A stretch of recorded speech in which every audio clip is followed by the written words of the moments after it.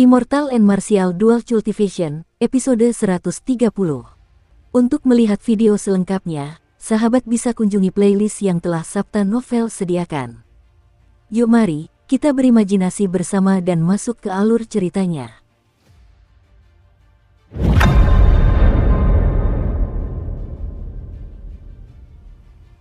Kau berani memamerkan sedikit sekali kekuatan listrik di depanku. Kau terlalu percaya diri, minggirlah untukku. Sun Wei berteriak, dan hembusan angin dari tinjunya menghantam api sejati petir ungu milik Xiao Chen seperti sebuah pilar. Bang! Kobaran api ungu meledak, gelombang kejut yang dihasilkan bergerak kacau di udara. Kekuatan dahsyat itu mengejutkan Sun Wei. Tinju Sun Wei tidak mampu meredam api ungu itu. Bahkan setelah api ungu itu meledak, api itu masih menghasilkan kekuatan yang sangat besar. Boom, boom, boom. Sebelum Sun Wei sempat bereaksi, Xiao Chen melambaikan tangan kanannya 3 kali, dan 3 bola api ungu melesat ke arah Sun Wei dari arah yang berbeda. Sun Wei memutar tubuhnya di udara dan mengayunkan kakinya. Suara cambukan terdengar di udara, dan bola api ungu langsung meledak, berubah menjadi gelombang kejut ungu. Dengan menggunakan tendangan ini sebagai pijakan, Sun Wei dengan cepat mengubah posisi dan menghindari 2 kobaran api ungu lainnya yang terbang ke arahnya. Boom, boom, boom, boom. Ekspresi Xiao Chen tidak berubah, dia hanya mengirimkan 4 bola api ungu lagi, yang diarahkan ke Sun Wei. Ekspresi Sun Wei tampak marah. Dia bersiap menyerang Xiao Chen sebelumnya, tetapi terus-menerus dipaksa mundur, berurusan dengan kobaran api ungu ini. Mengikuti gerakan santai Xiao Chen, Sun Wei bergerak di udara diiringi rentetan ledakan. Namun, Sun Wei tidak bisa mendekati Xiao Chen. Sebaliknya, kobaran api ungu itu malah mendorongnya semakin jauh ke belakang. Api sejati petir ungu bergabung. Xiao Chen berteriak, dan semua sisa listrik ungu di udara menyatu membentuk bola api ungu yang besar. Bola api listrik ini sangat ganas. Begitu muncul, suhu di halaman depan naik hingga 1000 derajat. Semua tanaman di halaman depan hangus terbakar sebelum berubah menjadi abu. Bang! Sun Wei, yang sedang berada di udara, lengah. Dia hanya bisa dengan cepat memasang perisai esensi. Kemudian, bola api yang dahsyat itu menghantam Sun Wei. Terdengar suara keras, dan tubuhnya terlempar ke belakang seperti karung pasir. Dia jatuh dengan menyedihkan ke tanah sebelum berguling menjauh. Melihat Sun Wei berguling seperti itu, ekspresi semua orang berubah. Tatapan mereka tidak lagi menunjukkan rasa jijik seperti sebelumnya. Hampir semua orang menarik napas dalam-dalam menghirup udara dingin. Kekuatan Sun Wei setidaknya berada di peringkat 30 teratas di antara 100 orang ini. Namun, Xiao Chen tidak beranjak dari tempatnya berdiri dan hanya melambaikan tangannya beberapa kali dengan santai. Meskipun begitu, ia berhasil membuat Sun Wei terpental. Tingkat kekuatan seperti ini membuat mereka ketakutan. Banyak yang mencoba membayangkan diri mereka berada dalam skenario itu. Kesimpulan mereka adalah, meskipun mereka bisa mengalahkan Sun Wei, mereka tidak bisa melakukannya semudah Xiao Chen. Menarik, Xiao Chen berteriak, dan 2 jari di tangan kanannya menyatu. Gelombang kejut ungu yang tersebar di udara dengan cepat terbang ke ujung jari Xiao Chen. Dalam sekejap mata, gelombang itu berubah menjadi pusaran api yang besar. Api ungu itu terus menyusut, akhirnya menjadi benih api kecil yang menari-nari di ujung jari Xiao Chen. Setelah Sun Wei terjatuh untuk terakhir kalinya, dia mengangkat kakinya dari tanah dan dengan cepat berdiri lagi. Ekspresinya sangat muram, memperlihatkan niat membunuh di matanya. Sun Wei dengan cepat meraih pedang yang tergantung di pinggangnya. Pertarungan tanpa senjata adalah kelemahannya. Karena Xiao Chen belum menggunakan senjata sebelumnya, dia belum menghunus pedangnya. Dia tidak menyangka akan dipermalukan di depan begitu banyak orang. Sun Wei tidak berpikir kekuatannya lebih lemah dari Xiao Chen, seorang saint bela diri tingkat menengah. Terlebih lagi, dia adalah seorang kultivator dengan roh bela diri yang diwarisi. Dia percaya bahwa, ketika dia berada dalam kekuatan penuh, Xiao Chen tidak akan mampu menandinginya. Tidak ada yang bisa menyelamatkanmu hari ini. Mati! Ledakan matahari yang menghancurkan. Sun Wei berteriak dan menghunus pedangnya. Sebuah matahari muncul entah dari mana dan berubah menjadi cahaya pedang yang cemerlang, melesat ke arah Xiao Chen. Xiao Chen tersenyum tipis dan berkata pelan, "Lepaskan." Benih api yang bergetar di ujung jari Xiao Chen tiba-tiba berubah menjadi naga api yang meraung. Naga itu memancarkan cahaya listrik dan gelombang panas yang tak terhitung jumlahnya saat melesat ke langit. Ekspresi Duan Muking berubah serius. Dia tahu bahwa, jika ini terus berlanjut, seseorang akan terluka parah. Ini tidak akan menguntungkan operasi ini. Tangan putihnya yang mungil terulur ke udara, dan dinding udara muncul dari tanah. Dinding itu terbentuk di antara naga api dan Ki Pedang.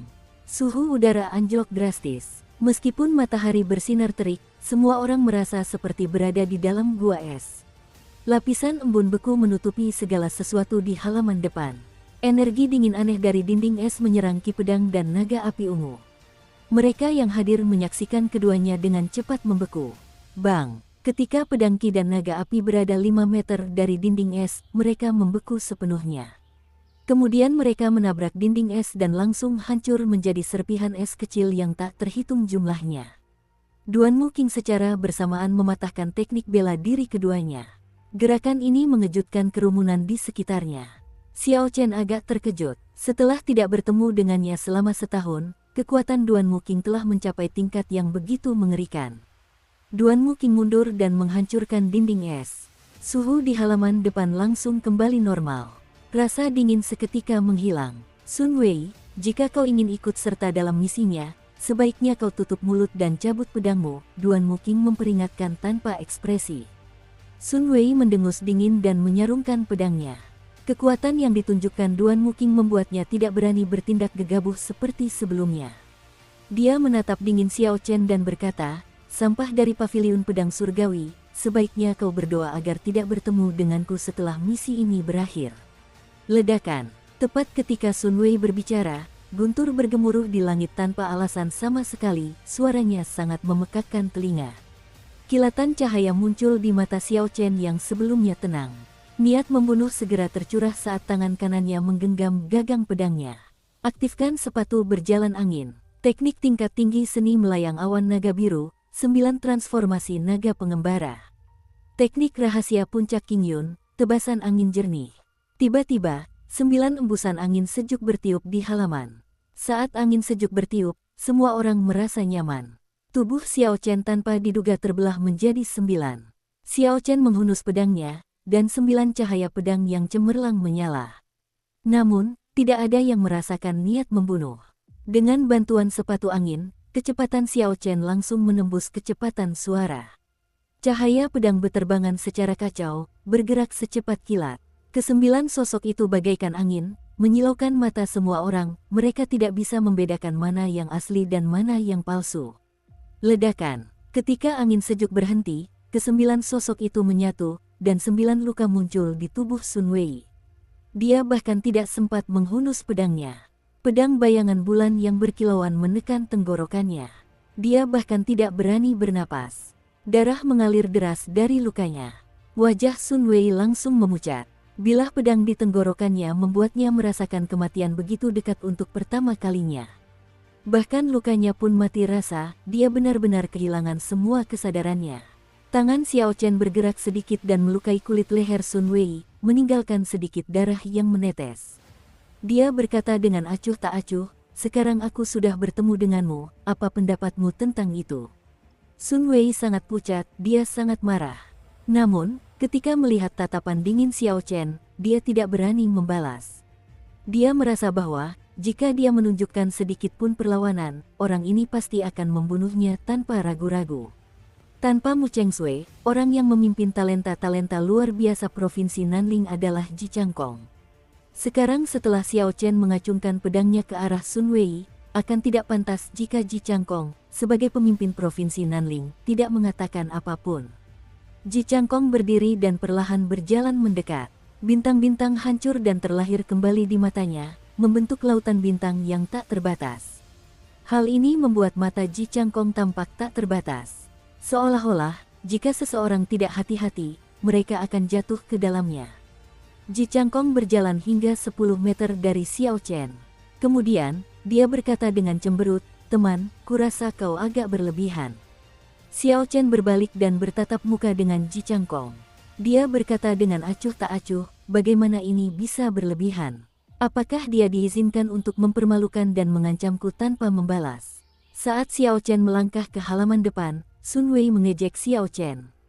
Meskipun Xiao Chen tidak peduli, dia juga bukan seorang bijak, sehingga membiarkan orang lain mengejeknya tanpa membalas. Untuk kedua kalinya, setelah Sun Wei menyerang, dia langsung mengancam Xiao Chen. Ini benar-benar melampaui batas kesabaran Xiao Chen.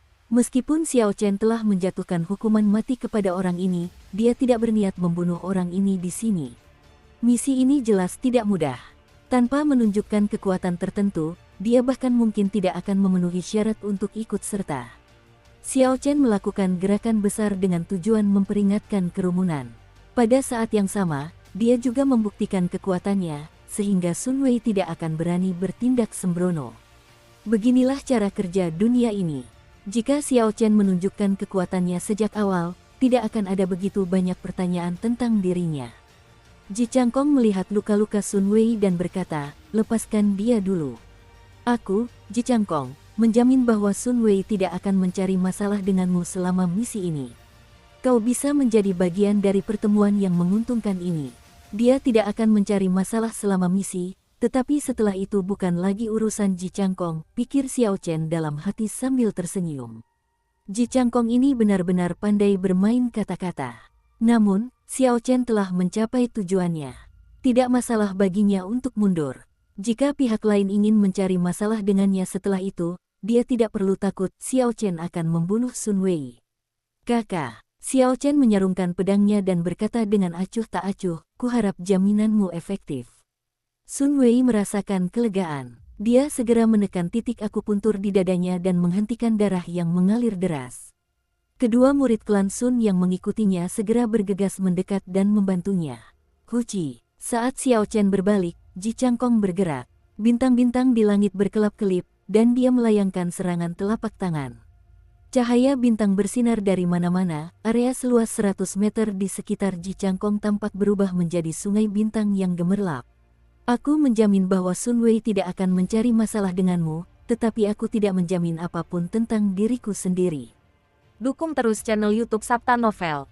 Jangan berpikir tidak ada seorang pun yang tersisa di provinsi Nanling kita, dan kau bisa melakukan apapun yang kau mau, kata Ji Changkong dengan ekspresi jahat. Xiao Chen berputar dan seekor harimau dan naga mengelilingi tubuhnya.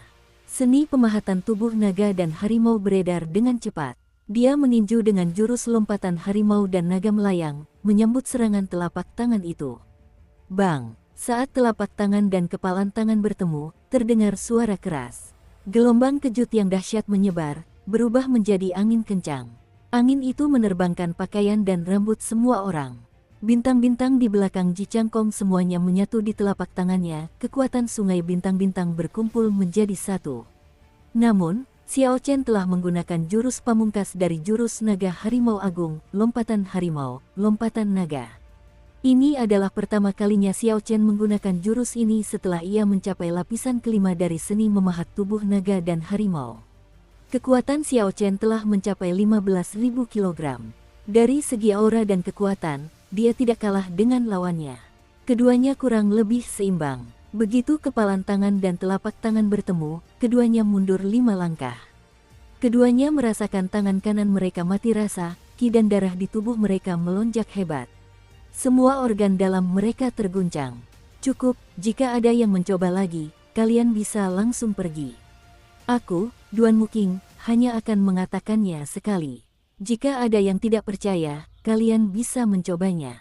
Tatapan mata Duan Muking yang dingin, ekspresi wajahnya yang sangat muram, dan nada bicaranya yang sedingin es membuat semua orang tidak meragukan tekadnya. Ji Changkong menatap Xiao Chen yang tenang, dia tahu bahwa dia tidak bisa menghadapi Xiao Chen dalam waktu singkat. Dia hanya bisa membiarkan Xiao Chen pergi. Bintang-bintang di belakangnya langsung menghilang dan kedamaian kembali. "Aku masih belum menguji kekuatan sebenarnya. Sepertinya ada satu pesaing lagi dalam pertemuan yang kebetulan ini," pikir Ji Changkong dengan menyesal. Di sisa-sisa kuno di hutan buas, Ji Changkong telah memperoleh banyak keuntungan dari pertemuan tak terduga di sana. Oleh karena itu, keinginan dan daya saingnya atas pertemuan tak terduga lebih kuat daripada orang lain.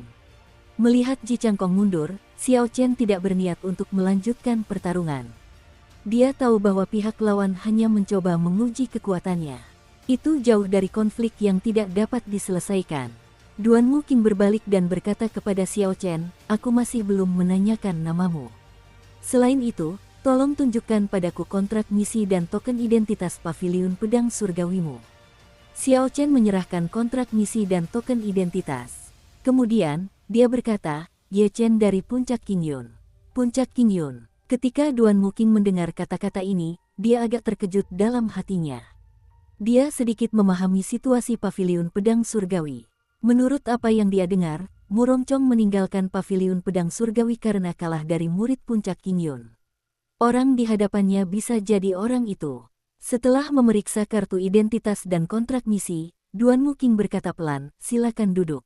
Misi ini milik Anda." Setelah Xiao Chen duduk, Duan Muking berkata dengan suara lembut, "Tanpa perlu saya katakan, semua orang pasti sudah familiar dengan Sekte Api Li. Selama dinasti Tianwu, semua harta karun rahasia di benua ini berasal dari sekte ini. Setelah zaman kuno, ini adalah satu-satunya sekte yang tahu cara membuat harta karun rahasia. Namun, tujuan klan Duanmu kita kali ini bukanlah Sekte Li Api, melainkan bunga es mendalam di depan reruntuhan. Selama semua orang dapat membantu saya mendapatkan bunga es mendalam, saya akan membantu semua orang untuk membuka pintu masuk reruntuhan aula cabang Sekte Li Api." Hua Yunfei berkata dengan acuh tak acuh, "Bunga es mendalam bukanlah ramuan roh biasa. Mengapa kami harus menyerahkannya kepadamu? Bagaimana kau bisa membuktikan bahwa ada sisa aula cabang Sekte Li Api di samping bunga es mendalam? Jika kau langsung pergi setelah mendapatkan bunga es yang mendalam, maka kami akan dipermainkan olehmu. Kau harus memberi semua orang alasan yang dapat meyakinkan kami." Bunga es mendalam sangatlah misterius. Awalnya, benua Tianwu tidak memiliki bunga es mendalam ini. Menurut legenda, seorang ahli kaisar, Bing Hou, meninggal di zaman kuno, darahnya jatuh ke tanah dan berubah menjadi bunga. Seluruh bunga itu terbuat dari energi spiritual paling murni yang berunsur es. Bunga itu berbentuk kristal dan sangat murni. Bunga ini tidak dapat meningkatkan kultivasi seorang kultivator. Namun, jika kultivator berelemen es memakannya, tubuh mereka dapat berubah menjadi tubuh spiritual legendaris. Mereka akan mampu memahami kondisi es secara maksimal. Lebih jauh lagi, ketika mengolah teknik bela diri yang berelemen es, mereka akan beberapa kali lebih cepat daripada kultivator biasa. Menurut legenda, klan Duanmu adalah keturunan Bing Hou. Mantra es mendalam yang mereka wariskan berasal dari teknik kultivasi Bing Hou. Oleh karena itu, bagi klan Duanmu, bunga es mendalam ini memiliki makna yang lebih dalam daripada bagi para kultivator biasa. Jika Duan Muking memperoleh bunga es mendalam, hal itu dapat dengan cepat meningkatkan kekuatan klan Duanmu. Bagi klan bangsawan lainnya, ini jelas bukan kabar baik. Kata-kata Hua Yunfei telah menyuarakan apa yang dipikirkan semua orang. Duan Muking harus memberi mereka alasan untuk menyerah pada bunga es mendalam terlebih dahulu dengan membuktikan kepada semua orang keberadaan sisa aula cabang Sekte Li Api. Duan Muking jelas telah mengantisipasi bahwa semua orang akan memiliki keraguan seperti itu. Dia dengan tenang berkata, "Lokasi bunga es mendalam berada di dalam hutan binatang iblis. Ada segel dari 3 tanah suci di sana. Kultivator dan binatang iblis dengan kultivasi lebih tinggi dari Raja Bela Diri tidak akan bisa masuk. Kali ini, aku hanya akan membawa 4 orang bersamaku untuk masuk. Jika sisa-sisa Sekte Api Li tidak ada, kau akan dapat membunuhku dengan mudah menggunakan kekuatanmu. Setelah aku mendapatkan bunga es mendalam, aku tidak akan mengambil harta apapun dari Sekte Api Li. Mengenai bukti yang kau inginkan, aku tidak bisa memberikannya. Namun, aku bisa menggunakan nyawaku sebagai jaminan. Jika kau percaya padaku, maka kau bisa mengikutiku. Jika tidak, kau bisa pergi sekarang." Setelah semua orang mendengar kata-kata Duan Muking, mereka semua mulai membuat perhitungan dalam pikiran mereka. Meskipun Duan Muking tidak mengeluarkan bukti apapun, tidak seorang pun menyatakan niat untuk pergi bahkan setelah sekian lama. Mereka tidak bisa menahan diri. Daya tarik pertemuan yang kebetulan terlalu besar. Jika mereka pergi, dan para jenius lain seperti mereka mendapatkan harta karun dalam pertemuan yang kebetulan itu, mereka mungkin akan tertinggal selamanya. Saat itu, sudah terlambat untuk menyesal. Selain itu, Semua orang percaya bahwa Duan Muking tidak memiliki keberanian untuk menipu semua orang. Semua orang di halaman depan memiliki kekuatan yang setidaknya setara dengan klan Duanmu. Jika Duan Muking menimbulkan kemarahan semua orang di sini, hanya dalam 1 atau 2 hari klan Duanmu akan hancur menjadi abu. Tiba-tiba, Chu Chaoyun yang tadinya diam membuka matanya.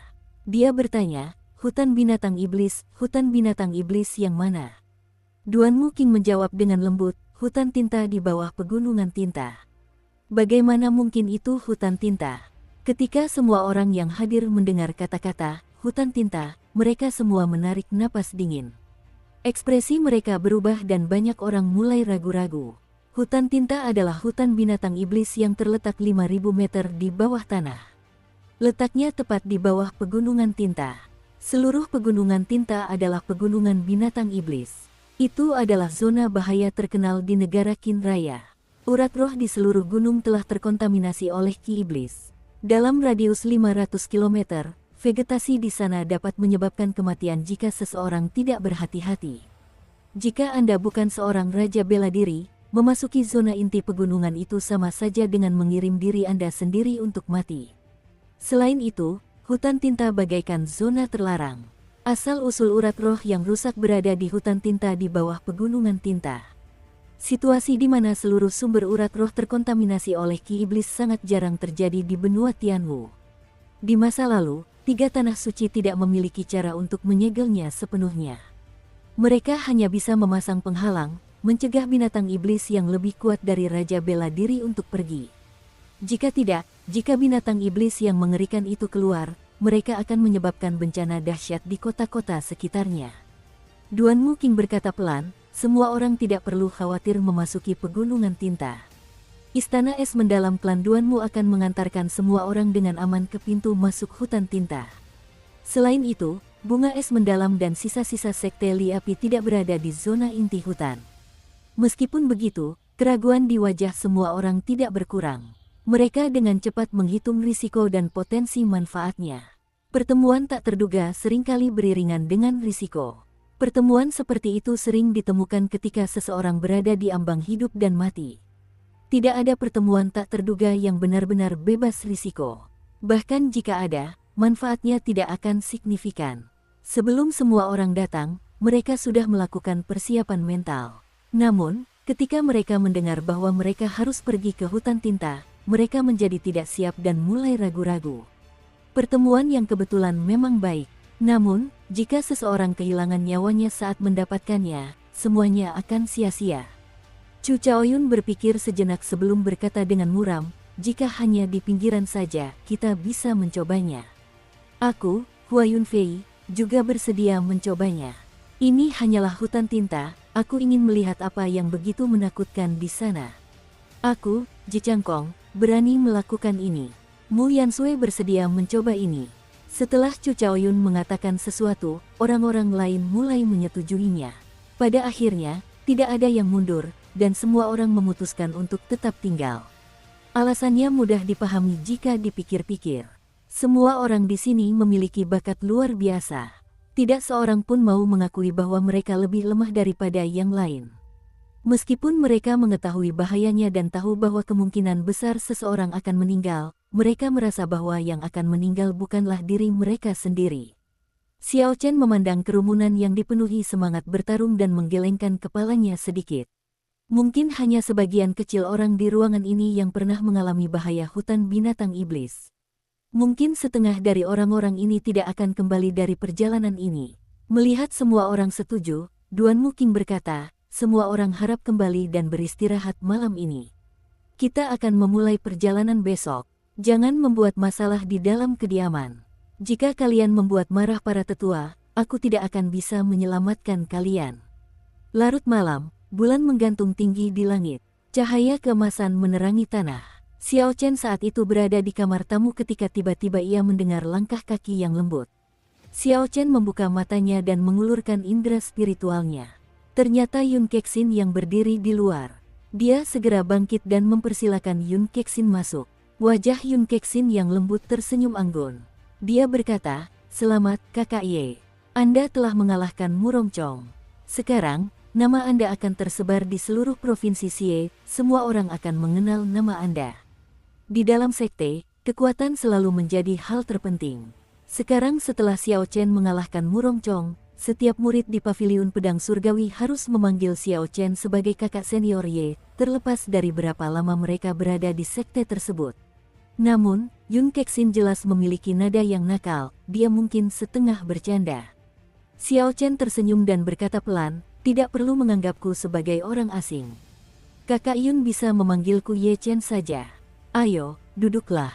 Mengapa kalian mencariku? Yun Kexin perlahan duduk dan mengeluarkan sebuah buku panduan. Dia tersenyum dan berkata, kau juga bisa memanggilku Kexin. Aku datang kali ini untuk memberikan buku panduan ini kepadamu. Aku sudah memahami teknik kultivasi tingkat rendah surga. Silakan lihat. Xiao Chen menerima buku manual itu dan melihat-lihat. Kata-katanya ditulis dengan sangat rapi, pasti itu tulisan tangan Yun Kexin. Setelah beberapa kali meliriknya, Xiao Chen merasa terhanyut. Setelah sekian lama, ia tersadar dari pengamatannya terhadap buku panduan itu dan berkata, terima kasih. Anda mungkin satu-satunya orang yang bersedia berbagi teknik kultivasi tingkat surga.